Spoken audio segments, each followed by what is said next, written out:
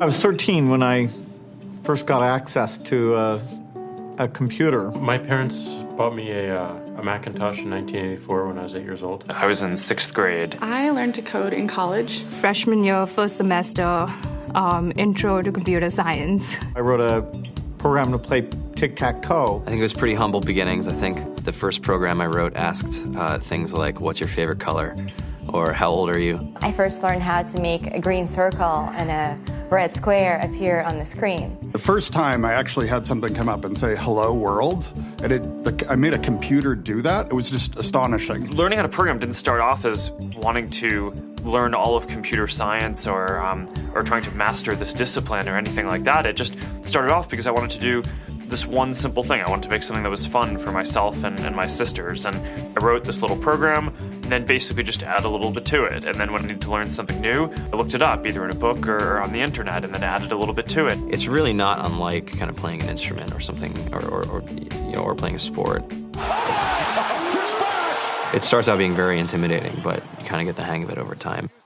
Coding is something that can be learned, and I know it can be intimidating. A lot of things are intimidating, but, what isn't? A lot of the coding that people do is actually fairly simple.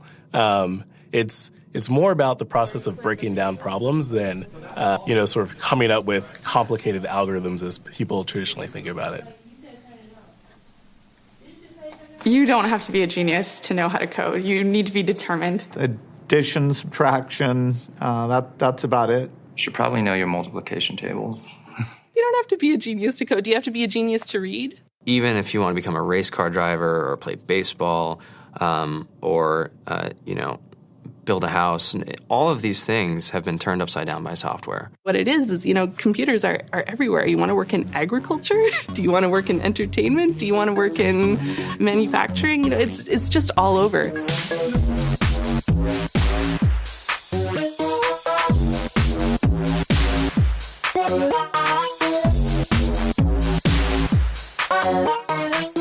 Here we are, 2013. We all depend on technology to communicate, to bank, information, and none of us know how to read and write code. When I was in school, I was in this after-school group called the Whiz Kids. And when people found out, they laughed at me and, all these things. And I'm like, man, I don't care. I think it's cool. And, I'm learning a lot. And some of my friends have jobs. Our policy is literally to hire as many talented engineers as we can find. The whole limit in the system is just that there just aren't enough people who are trained and have these skills today. To get the very best people, we try to make the office as awesome as possible.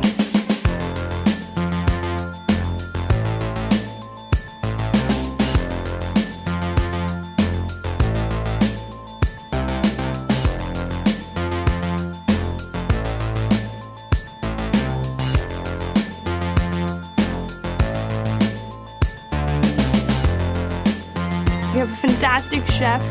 Free food. Breakfast, lunch, and dinner. Free laundry. Snacks. Even places to play and video games and scooters.